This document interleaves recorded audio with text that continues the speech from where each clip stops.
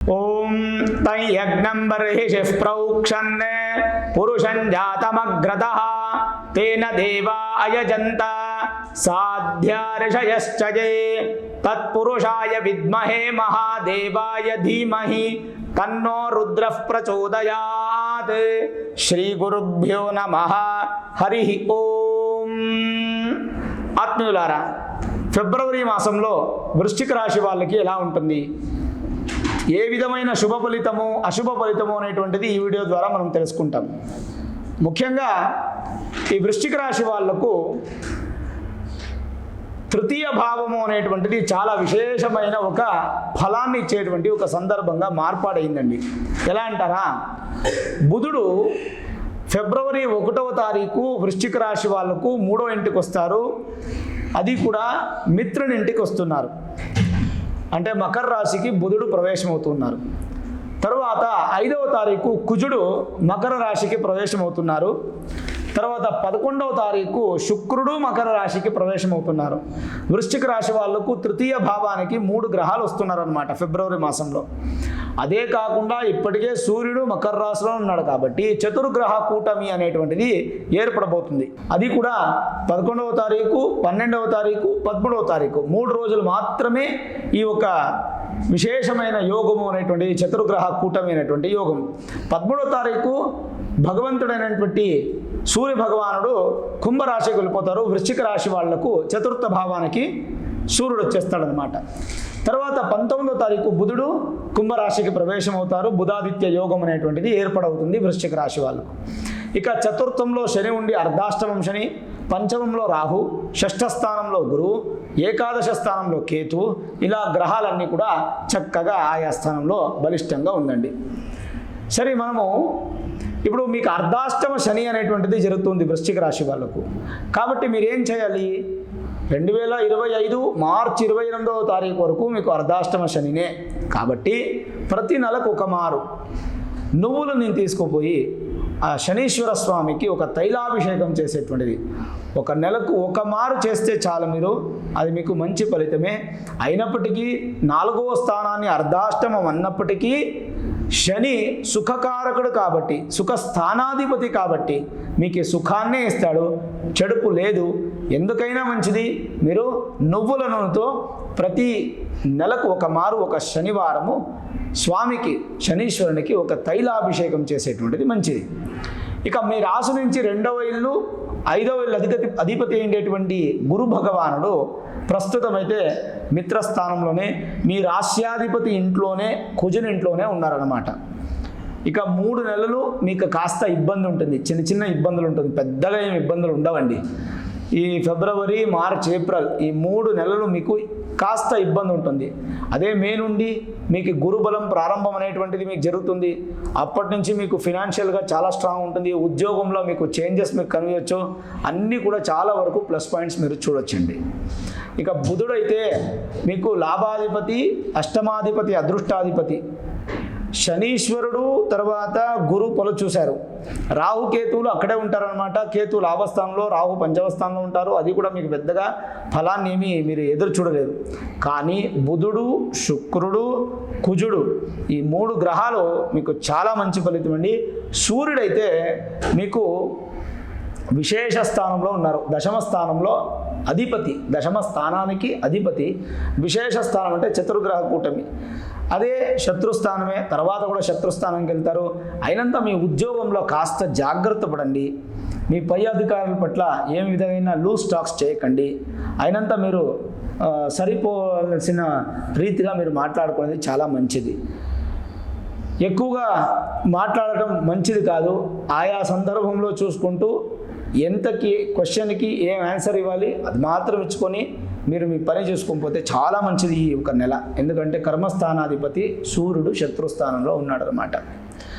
ఎంతైనా మంచిది. తెల్లవారు లేచిన తక్షణమే సూర్యునికి ఒక ధ్యానం చేసుకొని ఒక సూర్య నమస్కారం చేసుకునేటువంటిది, సూర్యునికి ప్రార్థన చేసేటువంటిది చాలా మంచిది.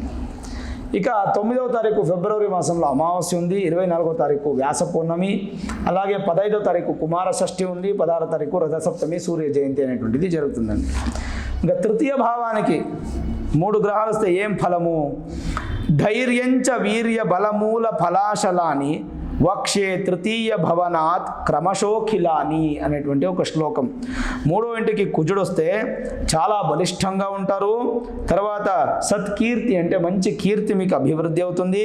తర్వాత భ్రాతృకారకుడు భ్రాతృస్థానంలో ఉంటే సహోదరులు సహోదరులంతా మీకు చాలా పట్ల పాజిటివ్గా ఉంటారు. తర్వాత అదే కుజుడు మూడవ అధిపతి మూడో ఇంట్లో శత్రుస్థానం ఉంటే నెగటివ్, ఉచ్చస్థానం కాబట్టి చాలా మంచిది.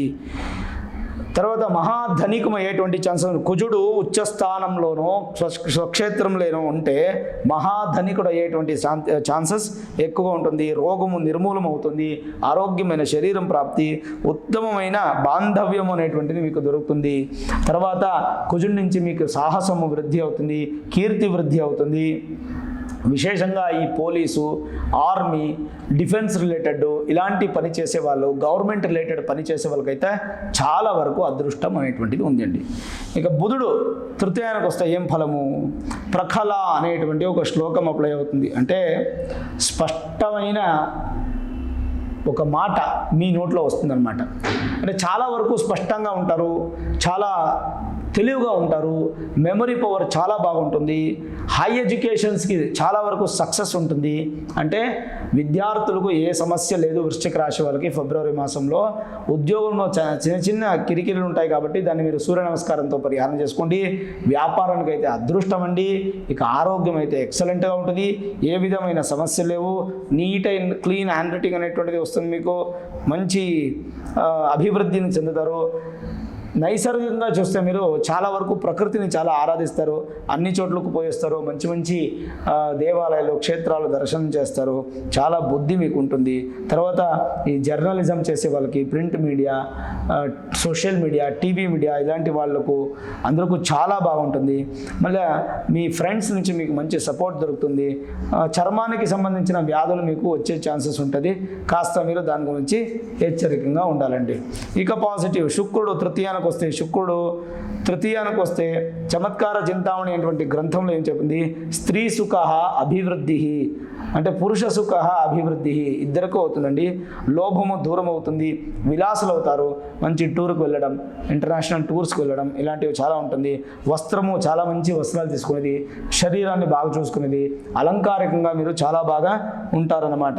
అది కాకుండా విక్రమ రాతిగ శుక్ర మోహరోగ భయప్రద అంటే కొన్ని ఆరోగ్యంలో కాస్త సమస్యలు రావచ్చు. ఎలా అంటారా? కళ్ళుకి కనిపించకుండా ఉండేటువంటి రోగాలు. ఎగ్జాంపుల్ మీకు చెప్పాలంటే ఏదైనా డయాబెటిక్ కావచ్చు, బీపీ కావచ్చు, ఇలాంటి ఏదైనా కళ్ళకి కనిపించకుండా ఉండేటువంటి రోగాలు, దాని నుంచి భయం మీకు ఛాన్సెస్ ఉంటుంది.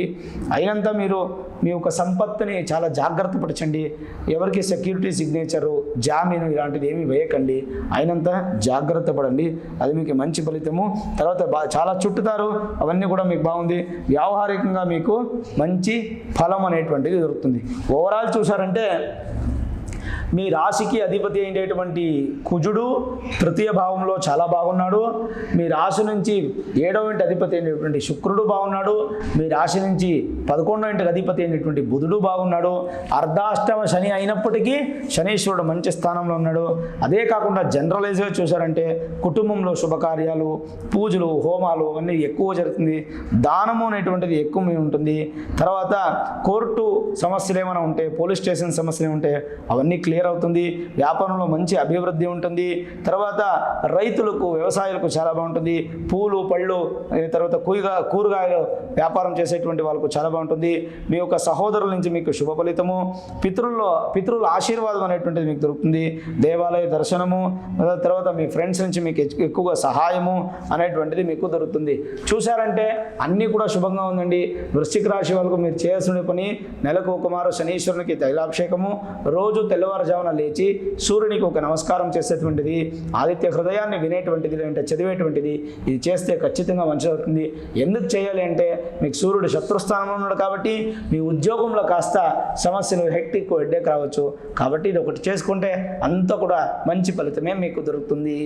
చూసారు కదా, ఈ వీడియో మీకు నచ్చితే లైక్ చేయండి, షేర్ చేయండి, ముఖ్యంగా మన ఛానల్ని సబ్స్క్రైబ్ చేసుకోండి, బెల్ ఐకాన్ని ప్రెస్ చేయండి. నేను రోజు పూజ చేసేటువంటి అమ్మవారు అన్నపూర్ణేశ్వరి అనుగ్రహము మీకు మీ కుటుంబానికి ఎల్లప్పుడూ ఉండాలని చెప్పి ప్రార్థన చేస్తూ సర్వే జనాః సుఖినో భవంతు, సమస్త సన్మంగళాని భవంతు.